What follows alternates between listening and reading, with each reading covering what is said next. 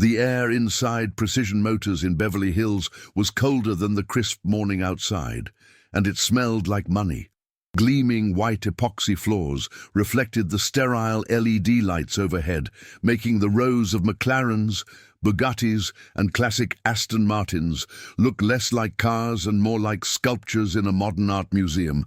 Every tool hung in its perfect place on brushed steel panels, a testament to an obsessive, sterile order. The silence was heavy, broken only by the distant, muted hum of the city's chaos beyond the massive plate-glass windows. This was a sanctuary of wealth, a clean, controlled world where the grime of the sun-bleached sidewalk and the stench of exhaust fumes were kept firmly at bay. It was a place built to showcase perfection, but it felt hollow, as if the very soul of the machines had been polished away along with every speck of dust. He stood on that sidewalk, a ghost haunting the edge of this pristine world. Walter, at 65, wore the uniform of the forgotten, clothes worn thin by time and hardship, a beard that was more tangled than trim, and grey hair that hadn't known a comb in years. His body was a fragile frame, hunched against a chill that came from within. But his eyes were not vacant. They were sharp, lucid, and fixed on the exposed engine of a classic Ferrari being restored just inside the showroom. His hands, though calloused and smudged with the city's dirt, were long and elegant, the fingers nimble like a musician's. He didn't see a status symbol behind the glass. He saw a symphony of steel and fire, a language he still understood better than any other. It was the last flickering flame of the man he used to be.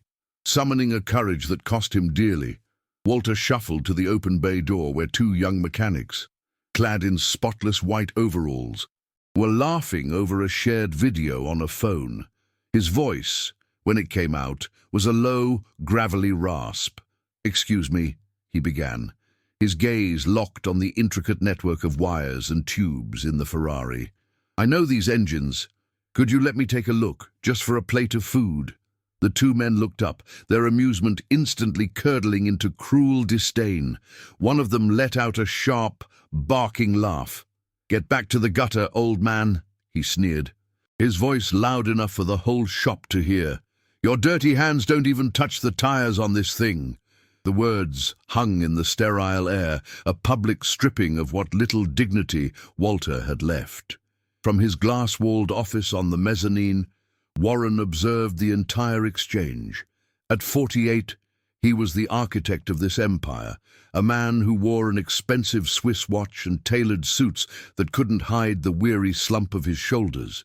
The casual cruelty of his employees sparked a flicker of disgust in him, a familiar feeling of disappointment. But it was the old man's reaction that truly pierced his profound apathy. Walter didn't flinch or argue. He simply absorbed the blow, and for a split second his lucid eyes met Warren's. In that gaze, Warren saw not just the deep, searing pain of humiliation, but an unshakable, profound knowledge that he himself had lost decades ago. It was the look of a master, and it shattered the comfortable emptiness of Warren's morning. Witnessing such a quiet injustice stirs something in you, a reminder that some stories are too important to be ignored, and supporting them ensures they can continue to be heard. Warren descended from his glass perch, his polished leather shoes making no sound on the pristine floor. He didn't address his snickering employees. His focus was entirely on the old man who stood unmoving, absorbing the insult like a stone wall absorbs the wind. He stopped a few feet away, the scent of his expensive cologne, a stark contrast to the city grime that clung to Walter. The mechanics fell silent, their faces a mixture of confusion and fear. Warren gestured with his chin toward the gleaming red Ferrari, his voice low and devoid of judgment. "You said you know these engines," he stated, not as a question, but as an invitation. "Tell me what you see." The air grew thick with unspoken challenges, a silent duel of knowledge unfolding in the sterile showroom where passion had long been forgotten. Walter's eyes, sharp and clear, scanned the complex machinery for only a moment. He didn't lean in or squint. It was as if he were reading a familiar book. His raspy voice returned, steadier this time, filled with a quiet authority that silenced the entire room. And then the timing on the third cylinder's ignition is off by a microsecond, he said, pointing with a long, steady finger. It's not enough to throw a code on your fancy diagnostic machines, but it's enough to steal its soul. You can feel it when you listen. It's not singing, it's humming a broken tune. He described the subtle vibration, the almost imperceptible hesitation in the engine's breath, a detail so minuscule that only someone who had lived and breathed these machines could ever possibly detect it. A profound stillness fell over Warren. He knew, with absolute certainty, that the old man was right. For months, that Ferrari had felt wrong to him, a ghost in the machine that his best-paid technicians had dismissed as his imagination.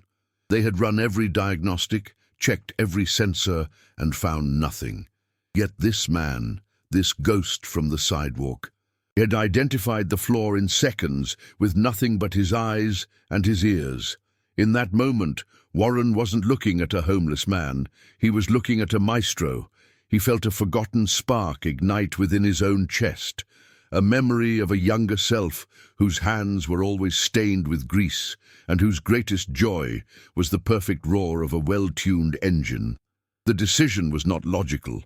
It was visceral, a rebellion against the sterile, profitable, and soul-crushingly empty world he had built. He looked at his head mechanic, whose face was a mask of disbelief and scorn, and then back at Walter. "All right," Warren announced, his voice echoing slightly in the cavernous space. "Here's the deal. My team can't find the problem. You can, if you can fix it, if you can make that engine sing the way it was meant to, you'll have a job here, and a warm place to sleep tonight." The offer hung in the air, a grenade of possibility tossed into the rigid order of Precision Motors, threatening to shatter everything. The head mechanic, a man named Kyle, whose arrogance was his most polished tool, stepped forward. "Warren, are you serious?" he hissed, keeping his voice low but dripping with contempt. "You can't let this person touch a seven-figure car. Our clients will walk. Our reputation will be ruined. Think about what you're doing." The protest was predictable. The voice of a world that judges a book by its tattered cover. It's in these moments, when a person chooses empathy over appearance, that the most powerful stories are born. That's why sharing these accounts is so important, and your support in subscribing allows us to continue bringing them to light. Warren, however, didn't even look at Kyle. His gaze remained locked on Walter, waiting for an answer. For Walter, the offer was more terrifying than it was tempting. It wasn't just about fixing an engine. It was about re-engaging with a world he had intentionally fled. The feel of the cold steel tools, the smell of gasoline and oil, the precise click of components falling into place, it was all a language he once spoke fluently, a language tied to a life of both triumph and unbearable loss. His hands, which had been so steady a moment ago, trembled slightly at his sides. To accept was to risk opening old wounds, to remember the man he used to be before his world had burned down around him. He looked from the engine to Warren, his lucid eyes searching for something he wasn't sure he would find, a glimmer of genuine trust. Warren seemed to understand the man's hesitation. He gave a slight nod, a silent acknowledgement of the weight of the moment. "First things first," he said, his tone softening. "Let's get you cleaned up. The staff locker room is in the back. There's a shower. And I'll find you a clean set of overalls. The engine will still be here when you're ready." It was a simple gesture, but it was everything. It was an offering of dignity, a recognition of the man beneath the layers of dirt and hardship. Walter simply nodded, a silent acceptance not just of the clothes, but of the fragile bridge of respect that Warren was extending across the chasm that separated their two worlds. An hour later, a different man emerged. The grime was gone. revealing the sharp, intelligent features of a man worn down by life but not broken by it. The tangled beard was now trimmed, and his grey hair, though still long, was clean and combed. In the plain grey overalls of the shop, he no longer looked like an outcast. He looked like he belonged. He approached the Ferrari with a quiet reverence, his movements deliberate and economical. He laid out the tools he would need on a clean cloth, his long fingers selecting each one not by sight but by feel, as if they were old friends. The other mechanics watched from a distance, their mockery replaced by a grudging, resentful silence. As Walter began to work, his hands moved with an almost supernatural grace and certainty. There was no hesitation, no wasted motion. It was a dance of profound competence. Warren pulled up a stool nearby, content to simply watch the master at his craft. After a long, uncomfortable silence, he spoke softly. "You handle those tools like they're a part of you," he observed. "Where did you learn to listen to an engine like that?" He wasn't interrogating, he was asking as a student, genuinely curious about the origins of this forgotten genius. It was the first time in years he had felt a desire to learn rather than to instruct. Walter didn't stop his work, his focus remaining on the intricate heart of the machine before him. "Some people learn from books," he said, his voice a low murmur. "They see an engine as a collection of parts, a problem to be solved with logic. But that's only half the story." He paused, tightening a bolt with a precise torque he seemed to measure in his very bones. "An engine has a rhythm, a spirit. I learned from a man who taught me to listen to its heartbeat, to feel its breath. That was a long time ago. Seeing the story of a life unfold in a person's hands can make you question the value of your own achievements. If you've ever felt that spark of connection, please subscribe to our channel to help us continue sharing these moments of profound human insight. The air in the shop was thick with tension as Walter delved deeper into the Ferrari's engine bay. The other mechanics, led by Kyle, saw his quiet competence not as a miracle, but as a direct threat to their own positions. They muttered in corners, their pride wounded by the fact that a homeless man was about to succeed where they had failed. As Walter reached for a specialized torque wrench, a vital tool for the delicate adjustments he needed to make, he found its place on the tool panel empty. A quick glance around confirmed it was nowhere in sight. Kyle stood across the shop, polishing a fender with a smirk on his face. The bulge of the missing wrench faintly visible in his pocket. Walter saw the smirk and understood instantly. He felt a flash of the old anger, the bitterness of a world that had always been cruel. But then it was gone, replaced by a deep, weary calm. He didn't confront Kyle. He didn't call out the petty act of sabotage. To do so would be to play their game, to descend to their level.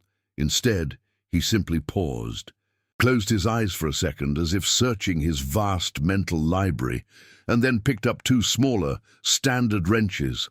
The other mechanics watched, confused, as he held one in each hand, positioning them on the bolt in a strange, unconventional configuration. It was a technique of his own invention, a workaround born from decades of experience, and it was more precise than any specialized tool. With a deft, final twist, Walter finished his work on the Ferrari. As he wiped his hands on a clean rag, the calm was shattered by the screech of tires in the driveway. A sleek, silver McLaren F1, a car so rare it was practically a myth, was unceremoniously dropped off by a flatbed. It was followed by its owner, a furious billionaire whose face was a thundercloud of rage. He stormed into the showroom, his voice echoing off the sterile surfaces as he threatened lawsuits that would turn Precision Motors into a crater of debt.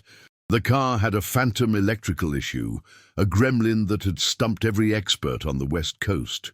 Warren's team had already spent a week on it and failed, and now his entire empire teetered on the brink of collapse, threatened by a ghost in a machine he couldn't exercise. Warren felt the cold dread of absolute failure wash over him. He looked at Kyle, whose face was pale with fear and incompetence, then at his other mechanics, who avoided his gaze. They were beaten. In that moment of utter desperation, a strange clarity emerged. He walked past the fuming billionaire, past his useless team, and stopped in front of Walter. The entire shop fell silent, watching the insane gamble unfold. Warren held out the McLaren's key fob. It wasn't a request, it was a surrender.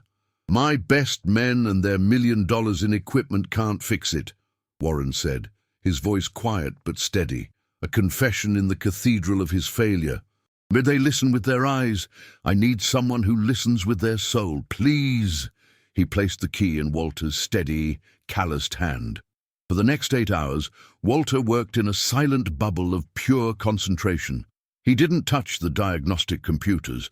Instead, he sat in the driver's seat for a full hour with his eyes closed, his head tilted, simply listening to the faint, almost imperceptible electronic hum of the dormant car. He moved with a reverence that bordered on spiritual, his long fingers tracing the complex nervous system of wires tucked deep within the vehicle's carbon fiber chassis.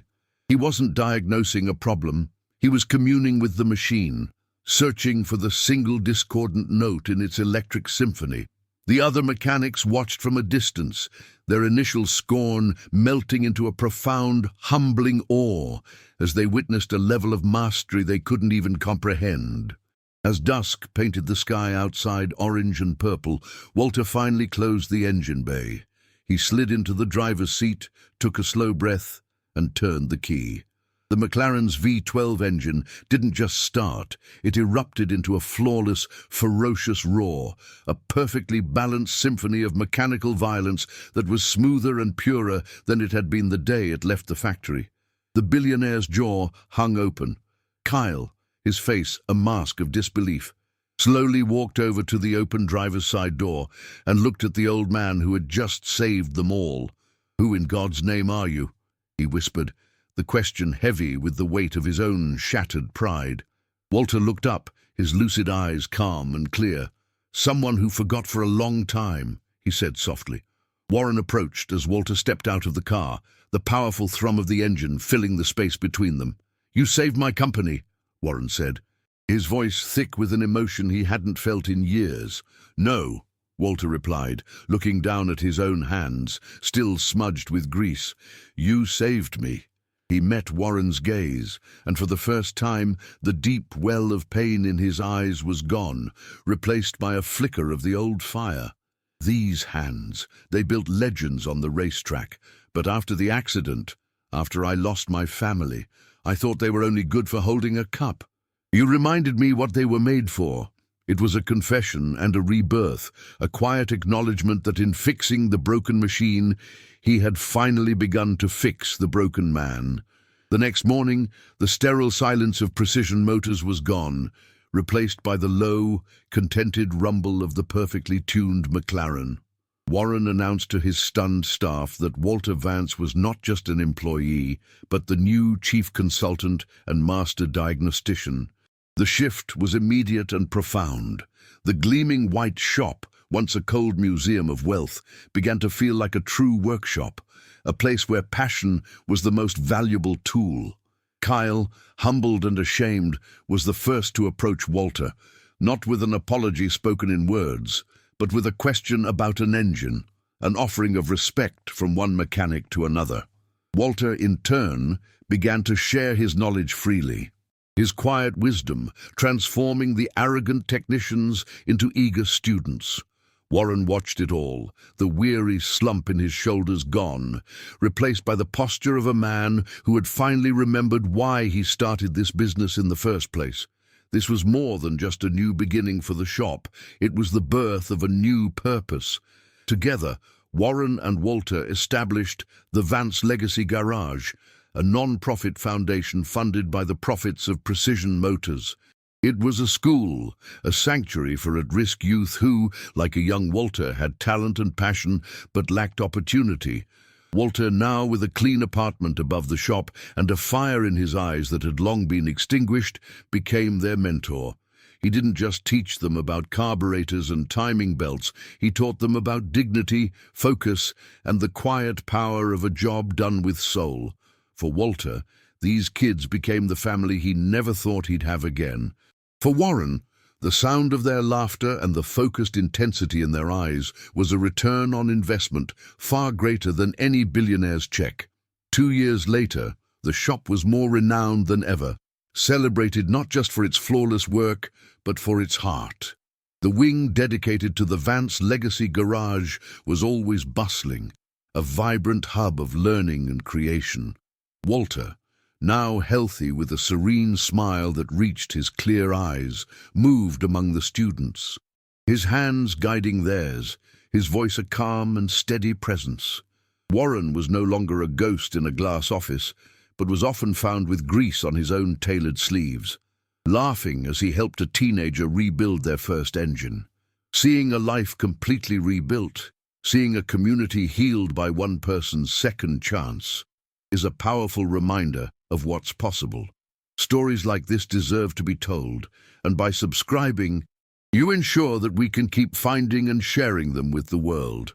One afternoon, a young girl, no older than 16, stood on the sun-bleached sidewalk, peering through the glass with the same mesmerized look Walter once had. Her clothes were worn, and she clutched a tattered sketchbook filled with car designs. Before Warren could even move, one of Walter's star pupils, a boy who had been on the same sidewalk just a year ago, walked out. He didn't sneer or judge. He simply smiled, wiping his hands on a rag. "You like engines?" he asked, his voice kind. "Come on in. The professor will love to see those drawings." As the boy led the girl inside, Walter looked up from his work and met Warren's gaze across the shop floor. No words were needed. The cycle was complete, not broken, but remade into something beautiful, proving that the worth of a person is never defined by where they stand, but by the fire they carry inside.